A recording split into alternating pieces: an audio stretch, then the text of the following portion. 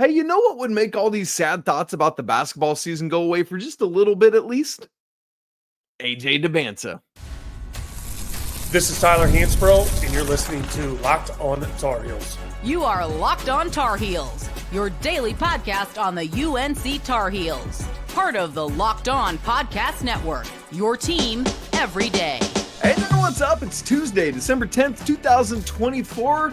Happy AJ Dybantsa Commitment Day. Will he be a Tar Heel? We're going to find out pretty early this morning. In fact, he might have already committed by the time you're listening to this. Welcome into the Locked On Tar Heels podcast, the only daily North Carolina show out there. I'm your host, Isaac Schade. You're joining me at the place to get your Tar Heels content every single day. It's part of the Locked On Podcast Network.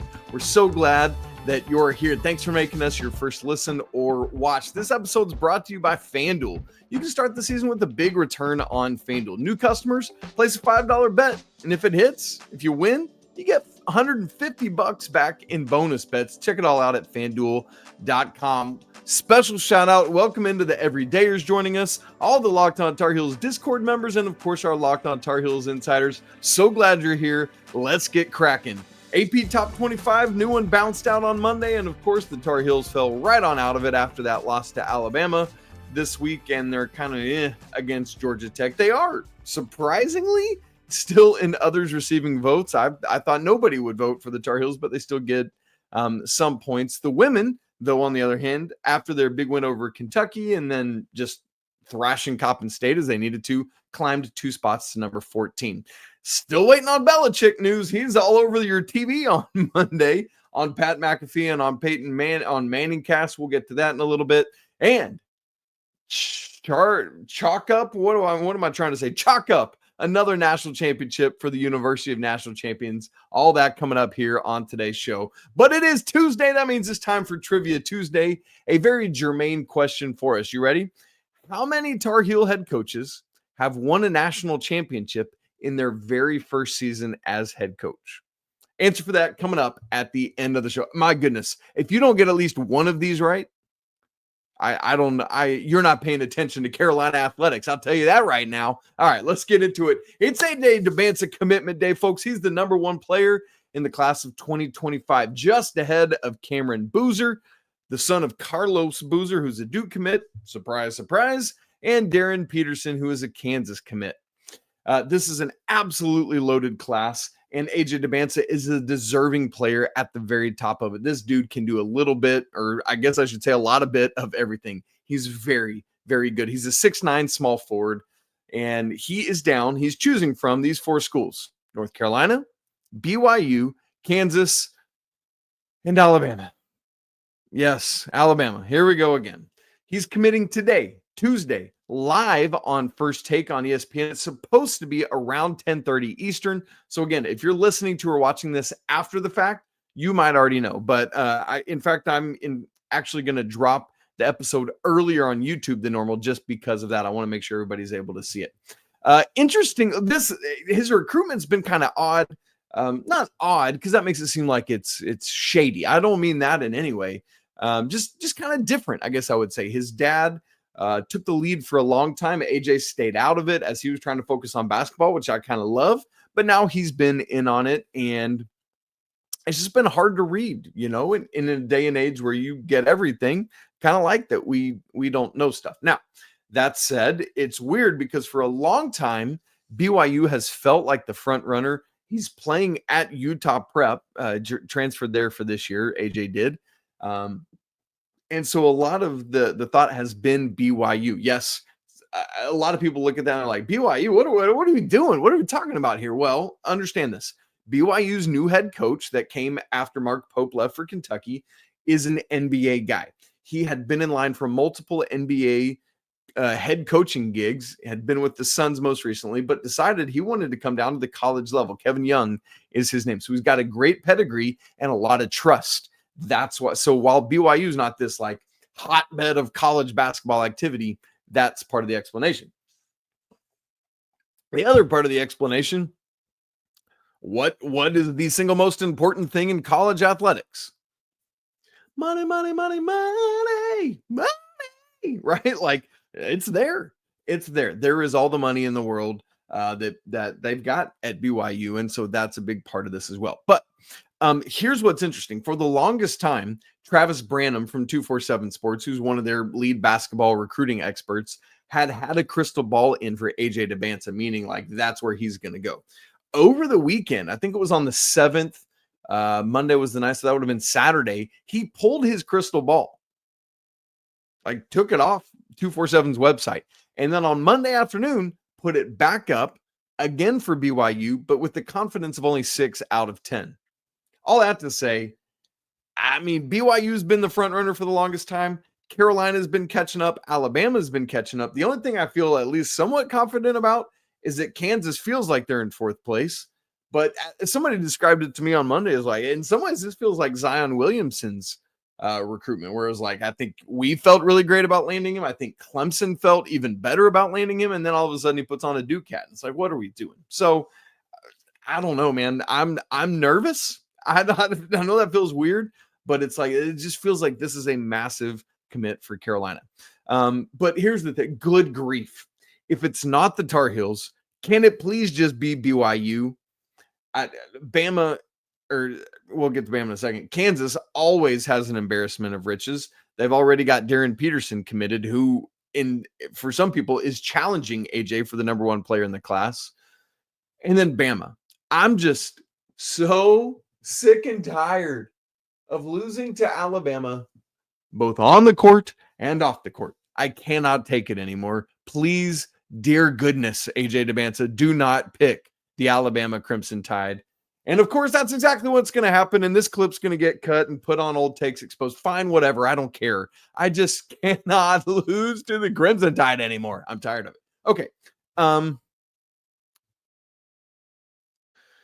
Money-wise, we talked about money. BYU, as I just said, has put in a lot. From things that have been reported to me, Carolina has matched that money. So money is not going to be the issue in Carolina not landing AJ Dybantsa, if they don't. And the Dybantsas themselves, to be fair, at least AJ's dad had come out and said at one point, hey, look, like, while money is clearly a factor, we're going to go where the best situation is. So, I think as long as you're competitive with money, if you're the best place for AJ and for what they think, then that's where you're going to land. Part of what makes me nervous, if I'm being honest, they were at the Carolina-Alabama game last week. And you heard us talk about it post-game. That Alabama offense, man, it cooks. It looks real nice, real pretty. Nate Oates has got an NBA kind of thing that they're running right now. Carolina is trying to get to some of that. And in my opinion, at least right now, they're failing at it. And I'm saying that as a glass half full kind of guy. And so that is unsettling, if I'm being honest, ahead of this commitment today. So that's where kind of things are at. As for the Carolina side of it, landing AJ Dybantsa would be massive, both literally and figuratively. I said in the cold open, like, what would take our minds off of everything that's going on right now with this early part of this basketball season? And who knows where things are going to go? Carolina just might hit on it and get it figured out and just go crazy the rest of December and through ACC play. Maybe so. But right now it doesn't feel that way. So landing AJ Dybantsa, maybe on the same day you land Bill Belichick, we'll get to that in a little bit. What a wild whirlwind that would be, right? And so I just landing him would be huge for Carolina. And again, I say that figuratively and literally, like that positional size, 6'9" at the small forward. Yeah, I will take that. And I would love to land him and pair him with veteran leadership. Obviously, RJ Davis has to be out of the door by necessity. He's out of eligibility. But Seth Trimble hopefully comes back for his senior year, unless he just keeps blowing up and gets drafted, which go. Man, you got to do you. If Elliot's back, if any of these other guys, like just to be able to lean on that. And, it's just been so rarely successful for teams when a freshman is the dude. If he's one of the dudes, that's where it's awesome. That's what you're looking for. But another part of the reason this would be so massive is because, as we all well know, Carolina landed multiple elite players in the class of 2024 in Drake, Powell, and Ian Jackson. 2025, that's me swinging and missing. if you're listening and not watching. Carolina has whiffed and struck out and whiffed and whiffed and whiffed so far. And remember, they offered every elite player in this class in the book, just about, and hadn't landed a one of them yet. Now, to be fair, there is still possibility with AJ Dybantsa and with Caleb Wilson. And if you land both of those guys, it's a whole different, we're having a completely different conversation, because a class of 2 high school players, man, like that's what you need mixed with what you already got and with the portal if you're choosing to utilize the portal. So if Carolina can land both those guys, golden. Selfishly, I would love to have both of them. I'd be very, very happy to get either of them, if we're being honest, really, truly, and honestly. Obviously, I think I would rather have AJ over Caleb, but Caleb is a phenomenal player. Long, he's really like defensively strong. Lots of happiness there. We'll get to him soon. But AJ Dybantsa commitment day today, approximately 10:30 Eastern on First Take. Make sure you're tuned in. And I'm planning to do an instant reaction to that, whether it's a celebration or one of our like post-game loss therapy sessions. So either way, I'm planning to do at least a couple minutes there on either, yay, what does it mean? Or what does it mean? So we'll get to that. Let's switch sports. We're going to switch sports a lot today because there's a lot to go in different sports. And right now I asked this question yesterday and we got no answers on Monday. So I'm going to ask it again. For real, do we need to buy some short sleeve hoodies? What's going on, Coach Belichick? We need to know. It sounds so weird to think about. We'll unpack it and where things are at as of late Monday night going into Tuesday, coming up in just a second. Right after I tell you about FanDuel, get ready to tackle the NFL action with FanDuel. It's America's #1 sports book. Because right now, new customers, you can place $5 bets, and if you win, you get back $150 in bonus bets. That's great. The FanDuel app gives you everything you need to place live bets on the NFL all in one place. So maybe you get a hunch. It's the middle of the game. You can go check out the live stats, view live play-by-play, so much more right there on that same page where you place your bets. Carolina's national championship odds for basketball have fallen all the way to plus 4,500. Now, maybe you're a believer and you're like, thank you, I will take those odds because Carolina's going awesome, knock yourself out. Also, bowl game odds are out. Carolina, favorite over UConn by 4.5. Would love to see that line be bigger, but we'll have to wait and see who's going to be coaching. Will it still be Freddie Kitchens? And who's playing? Omari and Hampton, you in? If you are, great. That line probably grows. If not, that line probably shrinks. If you want to go check it out, visit FanDuel.com today. Never waste a hunch and make every moment more with FanDuel, an official sportsbook partner of the NFL. All right, let's switch back to this head coaching search because, y'all, it's just ongoing. You know, like over the weekend, we were told it's going to be Sunday. We're going to know Sunday because the portal opens on Monday and we want to be able to retain players. That didn't happen. We didn't retain players. We're going to look at both sides of this coin.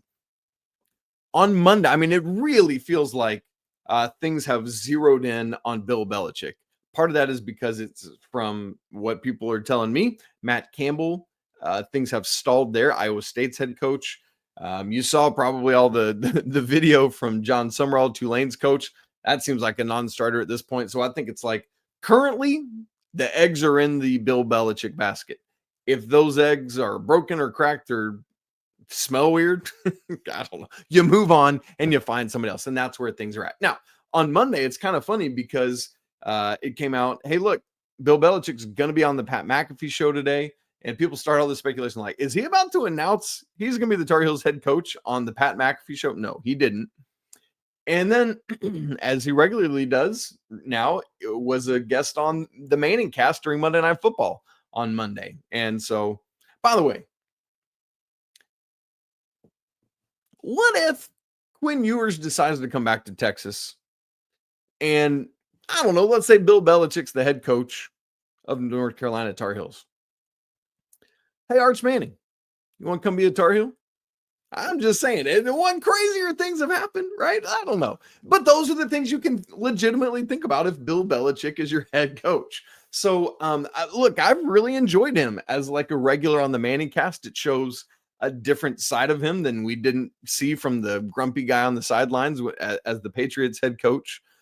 And look, I frankly, even before Monday, was kind of already in on it because it's like, why not? Why not? I mean, look at all his pedigree and his connections and everything he could do. And in this day and age, it makes some sense to me in this era where college sports are becoming more and more professionalized. Because why? That's what happens when money enters the equation. That's exactly what's happening. When that happens, things become more professionalized. And to me, that makes this a good landscape for the Bill Belichicks of the world. I think college football could suit him now. So let's make it happen. Watching his, I hope you watched his interview with Pat McAfee. Pat asked some really good questions, I thought. And Bill Belichick was pretty forthcoming, as much as I thought he could be anyway at this stage of things. And so the things he said got me even more all in, but there were also some things to read between the lines. To the Carolina specific side of it, I was surprised he was this forthcoming. He said, I had an opportunity, this is a quote, had an opportunity to talk to Chancellor Roberts, and we've had a couple good conversations, and we'll see how it goes. As Adam Schefter reported on the show earlier that day, they had a 5-hour conversation on Sunday. I dread, like, I don't know, I can't even do a 5-hour car ride or plane ride. Y'all out here just having 5-hour, it's great. They're working hard. They're trying to figure things out. But he jokingly was talking about, like, I want to get my press conference aura back. I love it, man. It's so funny. Now, here's where things got even more interesting to me.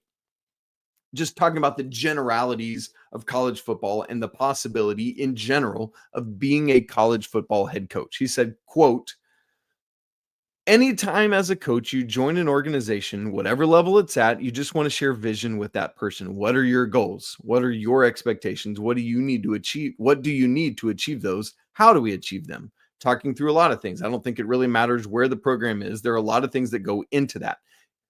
Team building and the structure of the program and so forth. It takes time to talk through.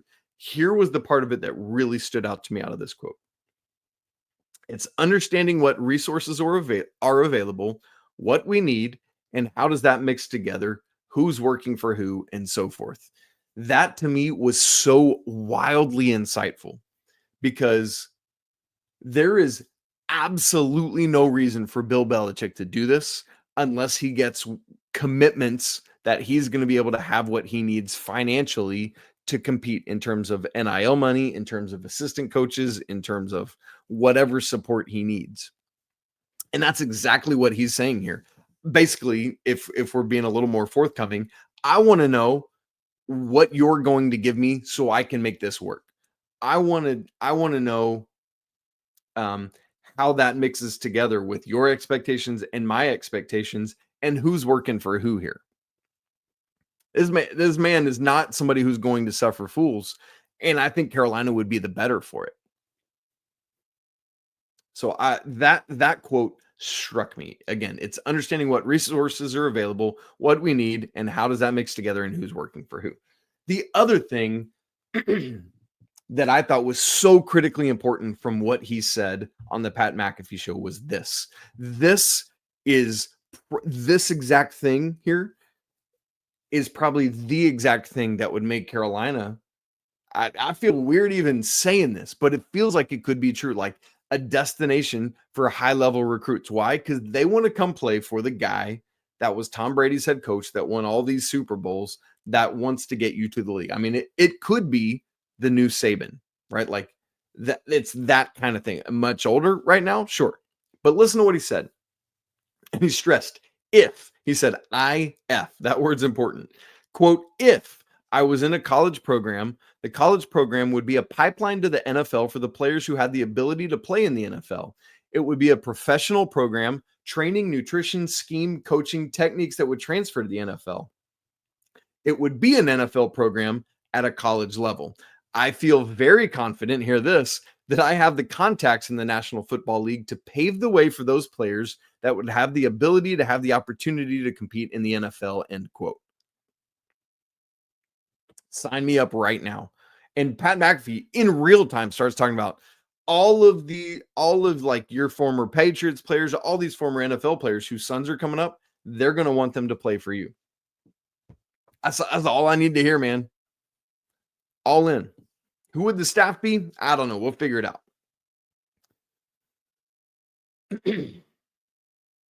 It feels like it could have some Colorado vibes, kind of what was going on for the Buffs, but with a little bit less of a circus because Bill Belichick wouldn't put up with that, right? It's got some of that. Julius Peppers had an interesting tweet on Monday. He said, quote, "I'm getting a few requests about my thoughts on UNC football," meaning the head coaching search. So I'll just say it like this. All, in all caps, of the decision makers know who we want as our next leader.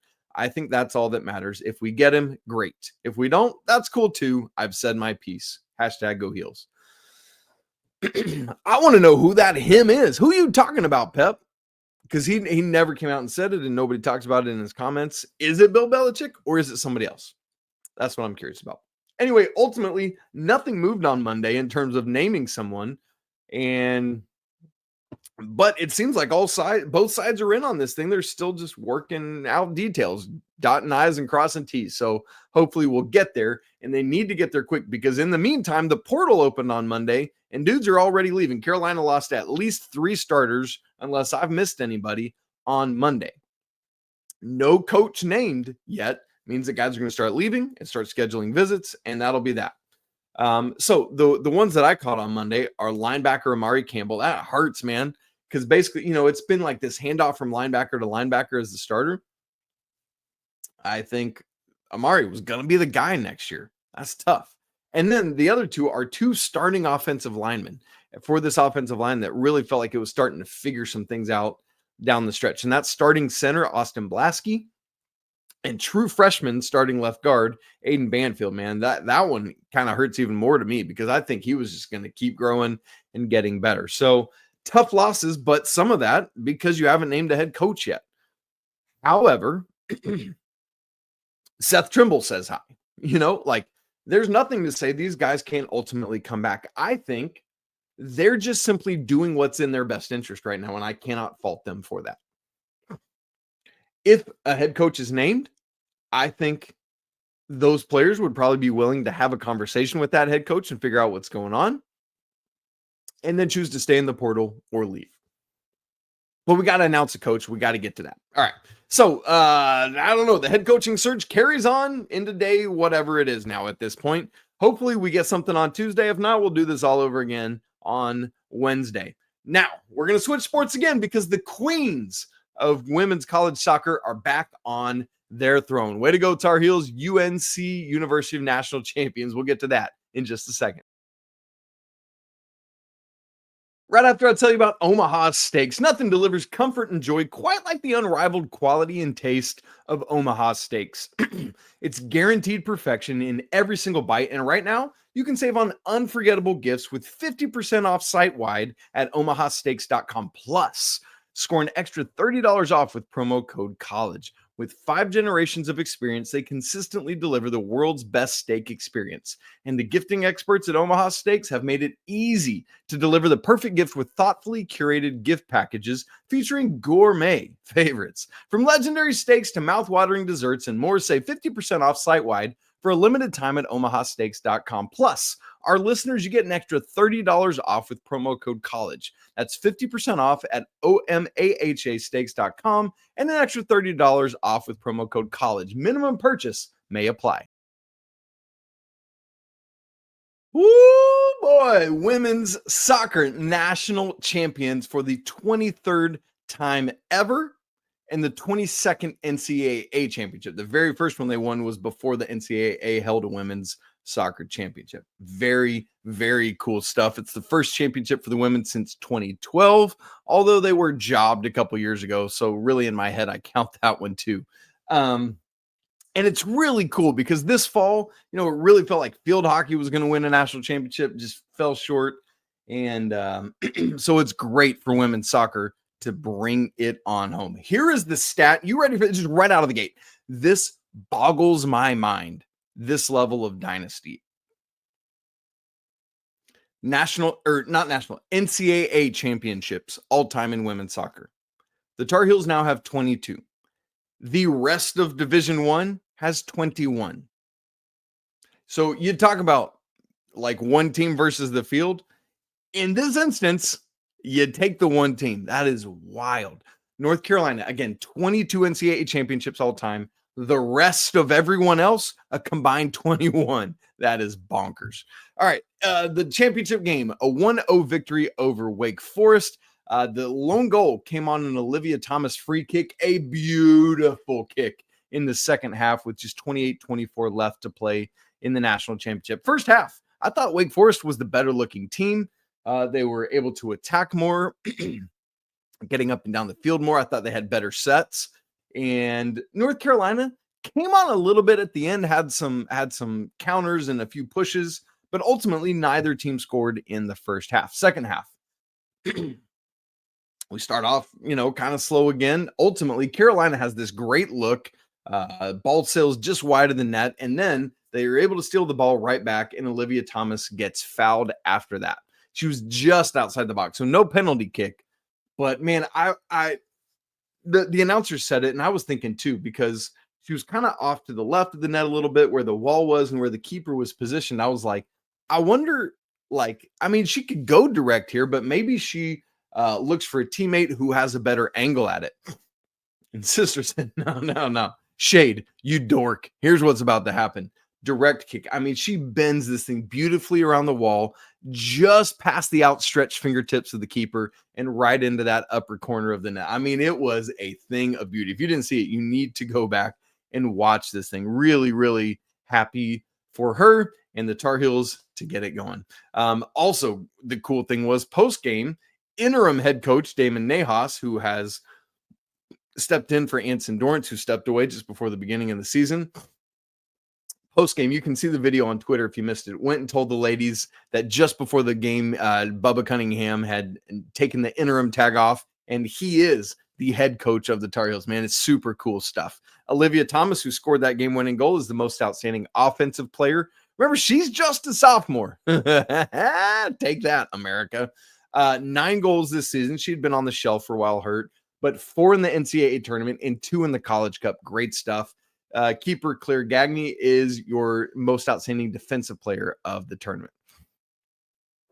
What's so cool, what I love about Carolina, man, this is the second time in as many academic years that a first-year head coach for the Tar Heels, and yes, I am giving away part of the Trivia Tuesday answer, has won a national championship in their first year. Obviously, Damon Nahas here, and last year, I'm sure you probably know, Erin Matson, field hockey, in her first year, which was also her first year out of Carolina. It still blows my mind. And then they get all the way back to the Final Four this year before, unfortunately, falling to St. Joe's.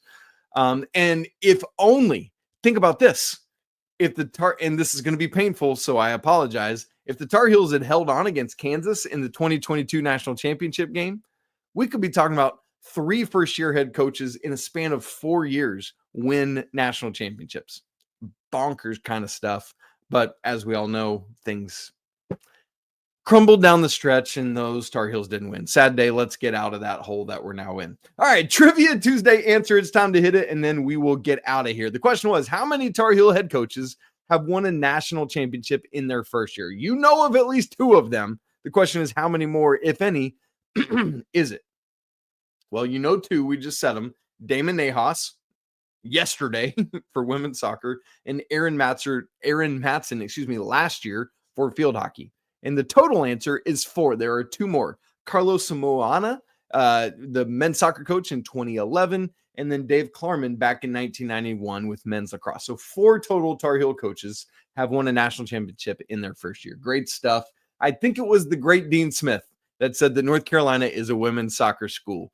I love that man and his humility and honesty, though, right? Like, what a dynasty these Tar Heel women are, man. It's so cool, and love that another one has been added to the trophy case. All right, guys, that's it for today's show. Thanks so much for joining us. If you haven't subscribed on YouTube and audio, make sure you do that so you don't miss a second. Coach Pat Kilby will join me tomorrow. Going to be a fun show as we carry on with our week. I want to go ahead and let you know now, and I'll be telling you throughout the week. Saturday, I'm going to be out of town with my family on a little, some travel. And so we will not have a postcast after the LaSalle game. I apologize for that. Similarly, I won't be back by Monday. So I'm going to have to pre-record Monday's show. So we won't talk LaSalle, but I'll be back Tuesday and then we'll be flowing from there. We'll be ready for the Florida game that night and all that great stuff. Okay. All right, guys. You know the deal. Also, if you haven't joined Locked On Tar Heels Insiders, we'd love to have you there. It's a great way to go as deep as possible with the show, be able to directly message me one-on-one. You have access to all my stats and charts and data, which I fill out after every game. Stuff you can't find other places, man. It's only here. It's free to check out for 2 weeks and then just $5 a month after that. Great way to help support the show, by the way, if you're into doing such a thing like that. If you're not part of the Locked On Tar Heels Discord channel, man, that place is a great and healthy place to be. That link is also in the show notes, free to join. It's always a great day to be a Tar Heel. Be right back with you tomorrow, but until then, peace.